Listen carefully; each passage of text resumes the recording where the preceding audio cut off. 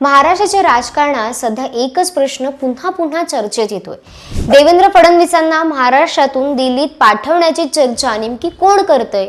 मुख्यमंत्री बदलणार आहेत का? फडणवीसांना केंद्रात मोठी जबाबदारी मिळणार आहे का? की महाराष्ट्राच्या राजकारणात एखाद्याला आपला मार्ग मोकळा करून देण्यासाठी फडणवीसांना बाजूला करण्याचा प्रयत्न सुरू आहे? कारण गेल्या काही दिवसांपासून फडणवीस दिल्लीला जाणार असल्याच्या चर्चा अधूनमधून समोर येत आहेत। विशेष म्हणजे या चर्चांना स्वतः फडणवीसांच्या कुटुंबाकडून स्पष्टीकरण द्यावं लागतंय।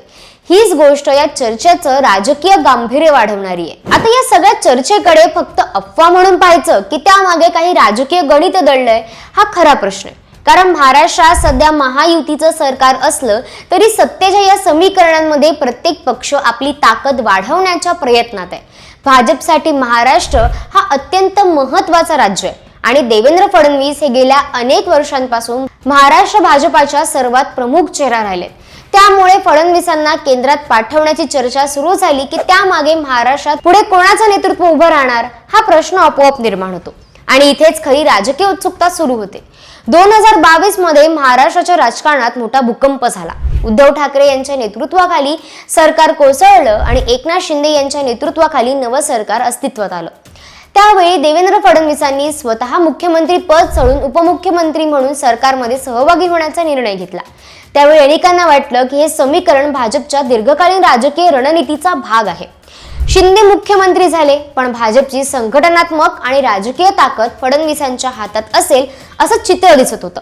पण 4 वर्षांच्या राजकारणानंतर परिस्थिती तशीच राहिलेली आहे का, हा प्रश्न महत्त्वाचा आहे। एकनाथ शिंदे यांनी या काळात स्वतःची स्वतंत्र राजकीय ओळख निर्माण करण्याचा प्रयत्न केला। शिवसेनेतील मोठा गट आपल्यासोबत आल्यानंतर त्यांनी महाराष्ट्राच्या राजकारणात स्वतःचं स्वतंत्र अस्तित्व निर्माण केलं। सरकारमधील निर्णयाचं श्रेय घेणं, आपल्या पक्षाची संघटना वाढवणं आणि दिल्लीतील केंद्रीय नेतृत्वाशी थेट संपर्क ठेवणं, या सगळ्या गोष्टींमुळे शिंदे हे केवळ भाजपच्या साथीने सत्तेत आलेले मुख्यमंत्री राहिलेले नाहीत, तर स्वतःची राजकीय ताकद निर्माण करणारे नेते म्हणून पुढे आले। याच ठिकाणी भाजप आणि शिंदे यांच्या राजकीय हितसंबंधांमध्ये सूक्ष्म स्पर्धा निर्माण होऊ शकते। कारण राजकारणात मित्रपक्ष असला तरी प्रत्येक पक्षाला स्वतःची ताकद वाढवायची असते। महाराष्ट्रात भाजपाला आपलं वर्चस्व वाढवायचंय तर शिंदे गटाला आपली शिवसेना आणि आपली राजकीय जागा मजबूत करायची। त्यामुळे दोन्ही बाजू एका सरकारमध्ये असल्या तरी भविष्यातील नेतृत्व आणि सत्तेच्या वाटाघाटींचं गणित वेगळं असू शकतं। आता याच पार्श्वभूमीवर फडणवीसांना दिल्लीला पाठवण्याच्या चर्चेकडे पाहिलं तर आणखी एक प्रश्न समोर येतो। जर फडणवीस दिल्लीला गेले तर महाराष्ट्रात भाजपचा चेहरा कोण असेल? कारण फडणवीसांचं महत्त्व केवळ मुख्यमंत्री म्हणून नाही, ते महाराष्ट्र भाजपमधील एक प्रमुख रणनीतिकार आहेत। पक्षाची संघटना, सरकारमधील निर्णय, दिल्लीतील नेतृत्वाशी समन्वय आणि महाराष्ट्रातील राजकीय समीकरण, या सगळ्यांमध्ये त्यांची भूमिका महत्त्वाची राहिली आहे। त्यामुळे त्यांना केंद्रात नेणं म्हणजे फक्त एका नेत्याला नवी जबाबदारी देणं नाही, तर महाराष्ट्राच्या राजकारणातील संपूर्ण समीकरण बदलण्याची शक्यता आहे। आणि म्हणूनच फडणवीस दिल्लीला जाणार असल्याच्या प्रत्येक चर्चेकडे राजकीय वर्तुळाचं लक्ष जातं। दुसरीकडे महायुतीतील अंतर्गत समीकरण तितकंच महत्त्वाचं आहे। भाजप, शिवसेना आणि राष्ट्रवादी काँग्रेसचा अजित पवार गट हे सध्या सत्तेचे 3 प्रमुख घटक आहेत। या तिन्ही पक्षांना भविष्यातील निवडणुका, जागा वाटप आणि नेतृत्वाचा प्रश्न वेगवेगळ्या पद्धतीने पाहावा लागणार आहे। त्यामुळे आज सरकार स्थिर दिसत असलं तरी उद्याच्या सत्तेचं गणित कोणत्या बाजूने झुकणार हे सांगणं तितकं सोपं नाही। त्यात शिवसेना पक्ष आणि निवडणूक चिन्हासंदर्भातील न्यायालयीन लढाईकडे संपूर्ण महाराष्ट्राचं लक्ष आहे। या प्रकरणातील न्यायालयीन निर्णयाचा परिणाम केवळ उद्धव ठाकरे आणि एकनाथ शिंदे या 2 गटांपुरता मर्यादित राहणार नाही, त्याचा परिणाम महायुतीतील भविष्यातील राजकीय समीकरणांवरही होऊ शकतो। जर शिंदे गटाला न्यायालयीन पातळीवर मोठा धक्का बसला तर त्याचा राजकीय परिणाम काय होईल आणि या उलट शिंदे गटाची कायदेशीर आणि राजकीय स्थिती अधिक मजबूत झाली तर त्याचा महायुतीतील बर्निंग पॉवरवर काय परिणाम होईल, हे प्रश्न सध्या अत्यंत महत्त्वाचे आहेत। म्हणूनच आजचा खरा प्रश्न, फडणवीस दिल्लीला जाणार की नाही?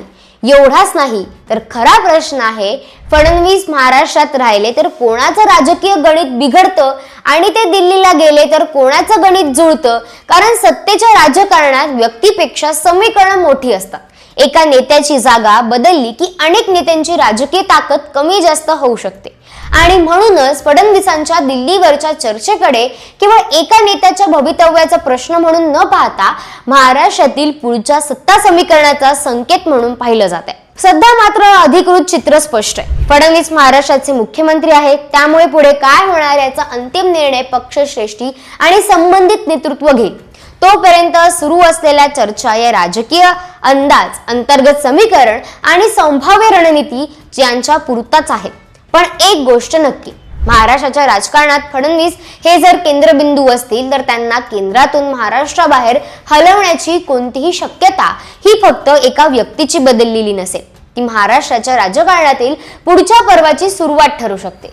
म्हणूनच आता लक्ष दिल्लीकडे नाही तर दिल्ली आणि मुंबईच्या दरम्यान सुरू असलेल्या राजकीय हालचालींकडे लागले. तुम्हाला काय वाटतं? फडणवीसांना केंद्रात मोठी जबाबदारी देण्याची ही फक्त राजकीय चर्चा आहे की महाराष्ट्राच्या नेतृत्वाबद्दल पडद्यामागे काही मोठं गणित सुरू आहे? तुमचं मत कमेंट मध्ये नक्की सांगा आणि अशाच महाराष्ट्राच्या राजकारणातील मोठ्या घडामोडीचं सखोल विश्लेषण पाहण्यासाठी मराठी मंडळीला सबस्क्राईब करायला विसरू नका.